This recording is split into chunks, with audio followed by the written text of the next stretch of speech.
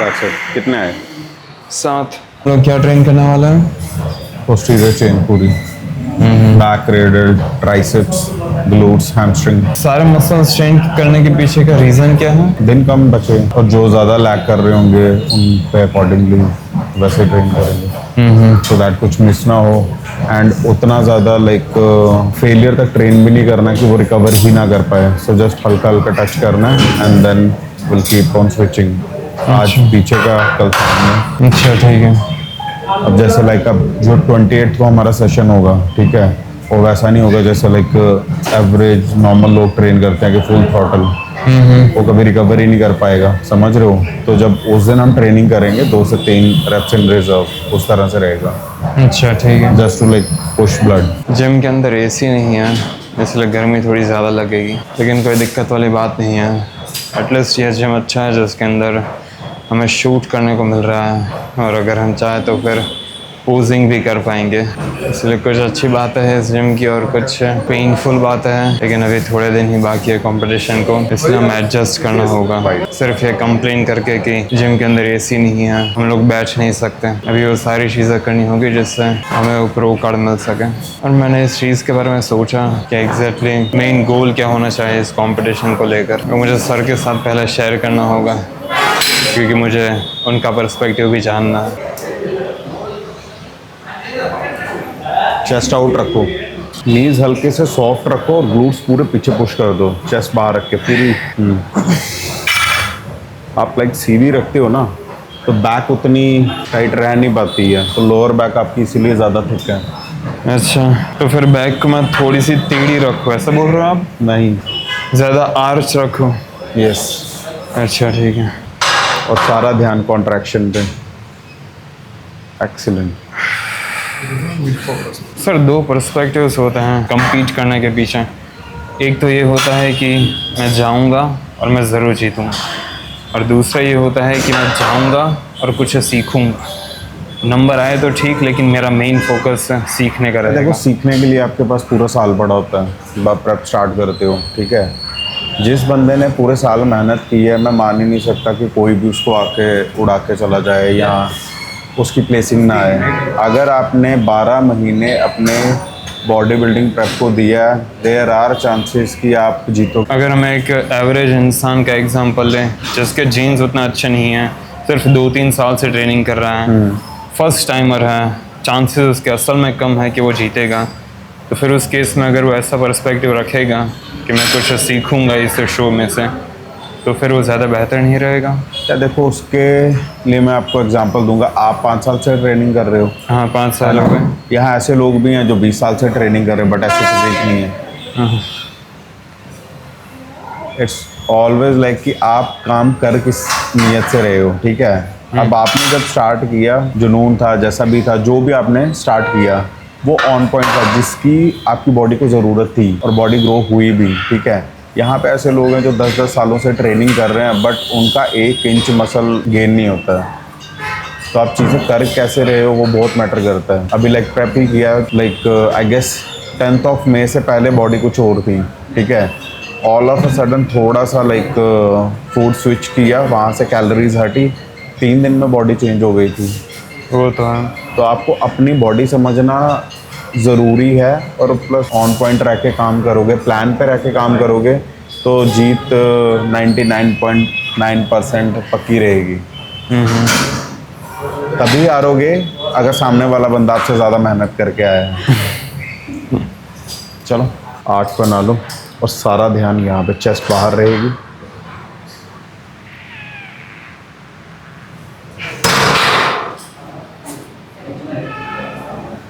नीचे आते हो सारा ध्यान लोअर लैट पे। Perfect squeeze, perfect. स्पीड बढ़ा सकते हो थोड़ी सी। प्रेम नीज सॉफ्ट करो, नीज सॉफ्ट बेंड कर लो। हाँ, नीज बेंड करके रखने हैं। परफेक्ट, अब बढ़िया। स्क्वीज, इस वाले पे फोकस करो। ये सबसे बेस्ट एक्सरसाइज है लोअर लैट्स को ठीक करने के लिए, है ना। मेरी फेवरेट है, लेकिन ये जनरली लोग अच्छे से कर नहीं पाते हैं। आपके सामने ही है, धूम धड़ाका चल रहा है यहाँ पे भी। जैसे किसी मैंने किसी सेशन में हाई इंटेंसिटी वर्कआउट जो होता है ना, लाइक जान निकल जाती है, उस पर अगर आ जाए कुछ नहीं, मेंटली रेडी होके जाओ, घर से हाइड्रेट होके जाओ, इलेक्ट्रोलाइट्स लेके जाओ, अच्छे से फीड करो बॉडी को अपने सेशन से पहले, प्री वर्कआउट मील जैसे हो गया, ठीक है। उस लेग्स ना 4 नहीं, लेग्स आपकी तभी ग्रो करेंगी जब आपका सेशन के बाद सिर फटेगा ना, बीच में ही उसके बिना लेग्स ग्रो नहीं करेंगी कभी।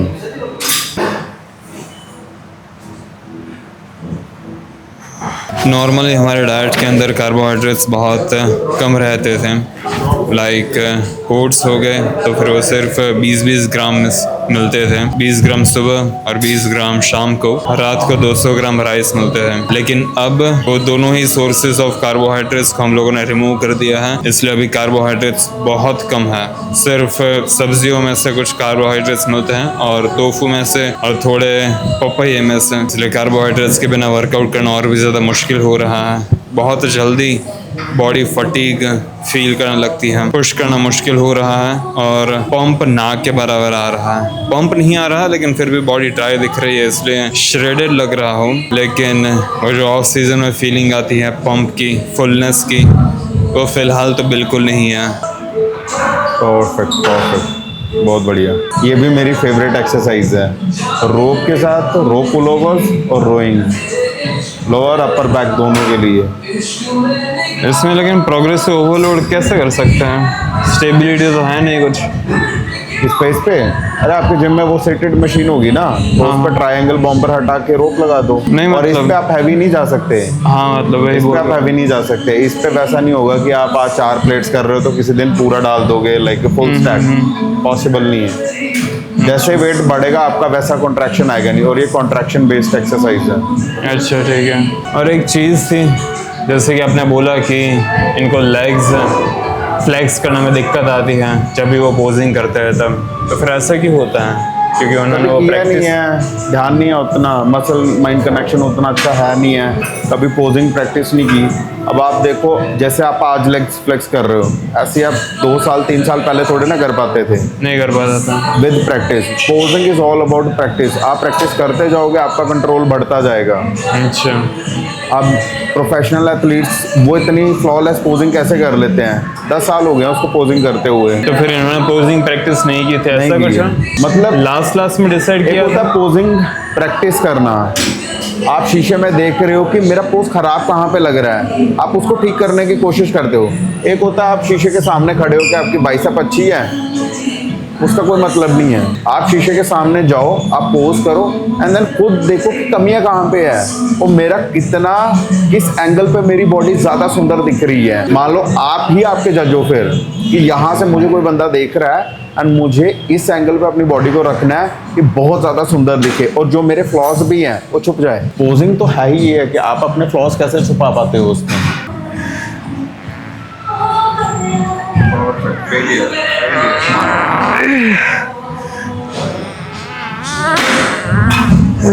Three, squeeze, 4, 5, 6.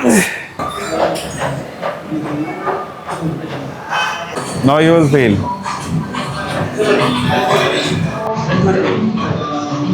Crazy.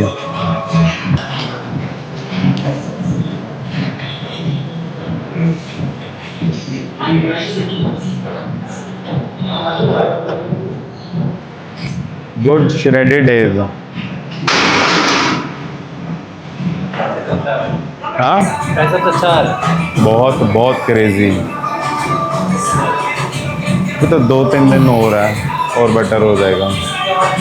अब अच्छा लग रहा है। Side chest, side triceps, front double biceps, front lat spread, back double biceps, वो हैमस्ट्रिंग देख के डिसाइड करेंगे।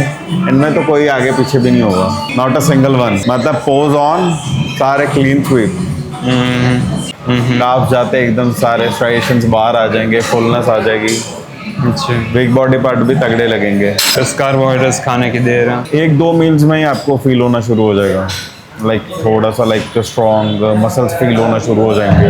अभी तो कुछ भी नहीं हो रहा होगा, अब तो पंप भी नहीं आ रहा, कुछ नहीं है। बट जैसे आपके काब अप होना शुरू होगा, एक मील अच्छा लगेगा, दूसरा मील और अच्छा लगेगा। 3 दिन तक आपकी बॉडी में जितने मील जाएंगे, आपको हर मील के बाद आपकी बॉडी में डिफरेंस दिखेंगे, हर मील के बाद। अच्छा, लाइक अगर एक दिन के 8 मील्स हैं आपके इंटू 3 24, मतलब 24 के 24 मील्स के बाद आपकी बॉडी चेंज होगी। पूरे दिन में 8 मील्स होंगे? मैं एग्जांपल दे रहा हूँ। एग्जाम ज़्यादा खुश हो गया था। नहीं, बट 8 भी होंगे, क्योंकि हम छोटे मील्स रखेंगे, मील्स का वॉल्यूम छोटा रखेंगे, सो दैट कि देख सकें, हर एक चीज़ ट्रैक कर सकें, फ्लोटिंग ना हो, वो सारी चीज़ें। और एक बार में भर के फुल फील भी नहीं करना है। हो गया ये श्रग्स? हाँ, ये ट्राई करो और इसको बढ़िया से ट्रेन करेंगे। ठीक है, हैमस्ट्रिंग्स लास्ट है हैम्स और ग्लूट्स और लास्ट calves? है। हाँ, काफ्स का तो आप एक भी सेट हाई रेप्स कर लोगे चलेगा, बट हैम ढंग से करना, अच्छा ठीक है। Light weight high reps. कितने एक्सरसाइज हो गए हैमस्ट्रिंग्स के? 2 करेंगे, सेट्स? 2 सेट बड़े। लाइंग लेग कर्ल के थोड़े ज़्यादा कर लेंगे, 3 सेट कर लेंगे, उसमें वेट लाइट रखेंगे, और जो स्टिफ लेग डेडलिफ्ट है उसमें मॉडरेट वेट से कर लेंगे। ठीक है। स्टिफ लेग डेडलिफ्ट डंबल से, वो करनी ज़रूरी है, उसके जगह पर सीटेड और लाइंग नहीं कर सकते? वो तो आपका शॉर्टिंग में हो गया ना, लेंथन लाइक उस पर भी तो ट्रेन करना है ना। लेंथन में भी होता ही है ना सीटेड में? नहीं, ऐसा कैसे नहीं होता? क्योंकि हिप्स ये आपको इस फ्लेक्स एंगल होते हैं। में, इस एंगल में भी ट्रेन करना है। ठीक है। दोनों में बहुत डिफरेंस है। डंबल से भी कर सकते हो। डंबल से ही करते हैं? हाँ, आपके सेटेड लेग कर्ल में ग्लूट्स इन्वॉल्व होते हैं। नहीं, तो ग्लूट्स को तो हम अलग से ट्रेन करने वाला है ना? नहीं, बट मैं आपको पूछ रहा हूँ वो, अच्छा, तो डिफरेंस तो है ही है ना, कॉन्ट्रैक्शन करनी है।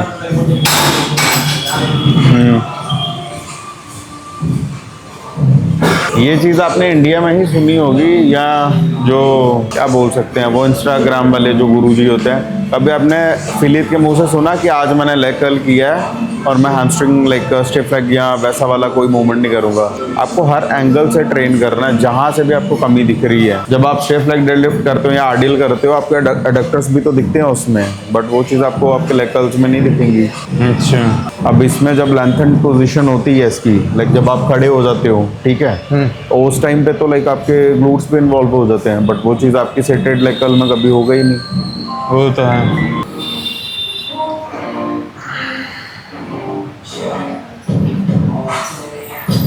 Training was lacking. That's why I was telling you, bro, you're missing something, and you were like, I'm doing like workouts, I'm doing my cardio, I'm not cheating. Even there, keep going. 2 ये, फिर leg curls और काफ का एक ही set करेंगे हम, failure. ठीक है। 2 sets, और वो भी सिर्फ 4-5 दिन के लिए ही है? 4 दिन के लिए। ऐसा होता नहीं है, लाइक दिल्ली में, गुड़गांव में, मुंबई में, कहीं पे भी हम जाते हैं, पर डे का मतलब है, अगर आप बैठे भी रहते हो ना जिम में पूरा दिन। मैं मुंबई की भी बात कर रहा हूँ, मैं गोवा की भी बात कर रहा हूँ। गोवा में तो अगर किसी को पता चले कि ये आईसीएन कम्पीट करने आया, वो तो पैसा ही नहीं लेते, हम तो फिर भी पे कर रहे। मैं वो नहीं बोल रहा हूँ, बट हमें वो सर्विसेज तो मिले जिसके लिए हमने पे किया। किसको डिस्टर्ब किया? Seriously it's too bad. मतलब वो चुपचाप अपना ट्रेनिंग कर रहा है, उससे बात करने की भी हिम्मत नहीं है, एंड आप बोल रहे हो कि लोग डिस्टर्ब हो। किया हमने? नहीं करना चाहिए। 2 टाइम क्यों नहीं? वो पैसा दिया ना उसने 2 बार का, फिर ये तो कंटिन्यू के अलाउड है। क्या बात कर रहे हो भैया? ये मैंने फर्स्ट टाइम जिंदगी में पहली बार सुना है। अब बस 4 दिन के लिए चला दीजिए, हमें बस 4 दिन के लिए ही करना है, कंपटीशन है इसलिए। कितने रेप्स करना है टोटल? 25 एक बार में और 5-5 दोनों साइड। पहले 5 रेप एक लेग के, देन 5 दूसरे पे, देन स्विच करते रहना 5 बार।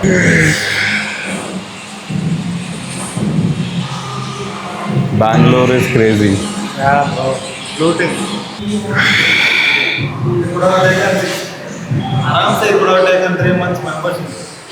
कैसा लगा? अच्छा था। इजीली हो गया? हाँ इजीली हो गया।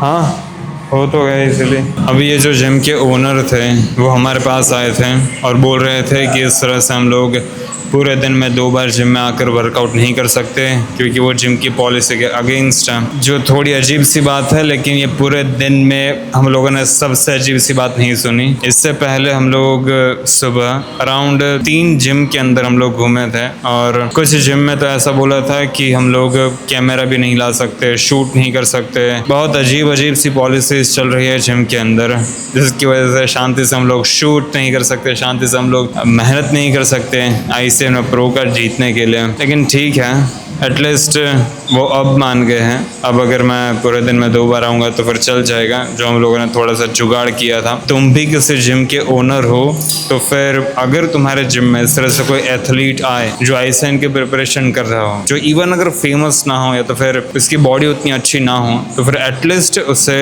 जिस तरह से ट्रेन करना हो वैसे उसे करने देना। उसने अगर फीस भरी हो तो ही करने देना, लेकिन अगर फीस भरी है तो फिर एटलीस्ट उससे थोड़ी सी छूट देना कि वो अच्छे से मेहनत कर सकें अपनी कंपटीशन के लिए। एक फेलियर सेट, पहले फुल रेंज में ट्रेन करो और जब थक जाओ तो लोअर पार्शियल रेप्स, ठीक है। 20, 30, 25, 50 जितने आते हैं, सिर्फ एक ही सेट करना।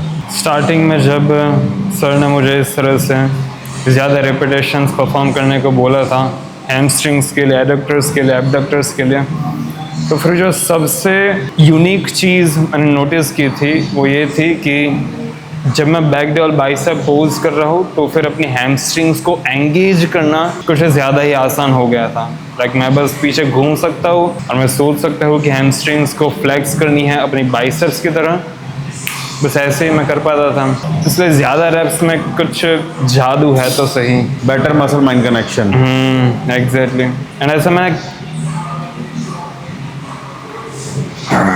और ऐसा नहीं है कि ये चीज़ मैंने पहली बार सुनी है, क्लिफ विल्सन के पास से भी मैंने यही सेम चीज़ सुनी थी कि अगर तुम अच्छे से पोजिंग नहीं कर सकते, तुम्हें back delt bicep, front delt bicep, अपने क्वाड्स को एंगेज करना नहीं आता, तो फिर सबसे पहले जो भी बेसिक एक्सरसाइजेस हैं उसके अंदर ज़्यादा रिपीटेशन परफॉर्म करना शुरू करो, ताकि तुम्हारा माइंड मसल कनेक्शन इन सारे मसल्स के साथ ज़्यादा अच्छा बनने लगे। इसलिए अगर कोई बोले कि ज़्यादा रेप्स परफॉर्म करने की ज़रूरत नहीं है तो फिर उसे ब्लाइंडली फॉलो करने की ज़रूरत नहीं है, क्योंकि हर एक चीज़ के अंदर एक तरह की थिन लेयर्स होती हैं, जिन थिन लेयर्स के बारे में जानना भी ज़रूरी होता है। इसलिए जो भी इंसान ब्लैक एंड वाइट करके हमेशा बोल रहा हो उससे थोड़ी सावधानी रखना।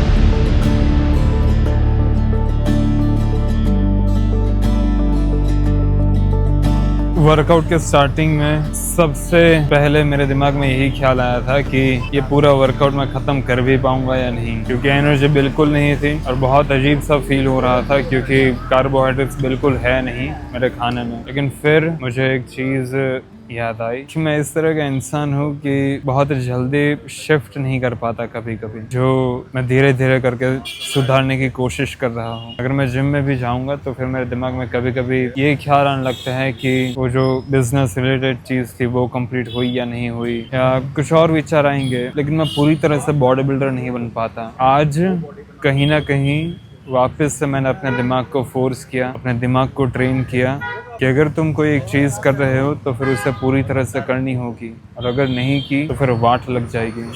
वर्कआउट ख़त्म हो गया है, और ये जो वर्कआउट ख़त्म करने के बाद की जो फीलिंग है इसको मैं वर्ड्स के थ्रू एक्सप्रेस नहीं कर सकता, क्योंकि अब इतनी शांति लग रही है कि बस घर जाना है और अपनी मील लेनी है। बहुत अच्छा लग रहा है। इसलिए मिलते हैं घर पर मैं दिखाऊंगा आपको कि मैं कौन सी मील ले रहा हूँ। पूरे दिन का सबसे इंटरेस्टिंग पार्ट अब आ चुका है। आज पूरे दिन में मैंने सिर्फ 2 ही बार खाना खाया है। मतलब मील्स तो अराउंड 4 है, लेकिन मैंने खाई सिर्फ 2 ही मील्स है। उन चारों ही मील्स को मैंने मर्ज करके खाई थी, क्योंकि इतना टाइम था नहीं पूरे दिन के अंदर कि मैं उन चारों मीलों को सेपरेटली ले सकूं। इसलिए हमने 4 मील को बस ऐसा 2 मील मर्ज करके खा ली थी, एंड उसमें कोई दिक्कत वाली बात नहीं है। इस प्रेप में मैंने कुछ सीखा हो या ना सीखा हो, एटलीस्ट खाना बनाना मैं जरूर सीख गया हूँ। इसके अंदर अराउंड 500 ग्राम सब्जी है, जिसमें से थोड़े पीस है और थोड़े मशरूम्स है। ये मस्टर्ड सॉस है,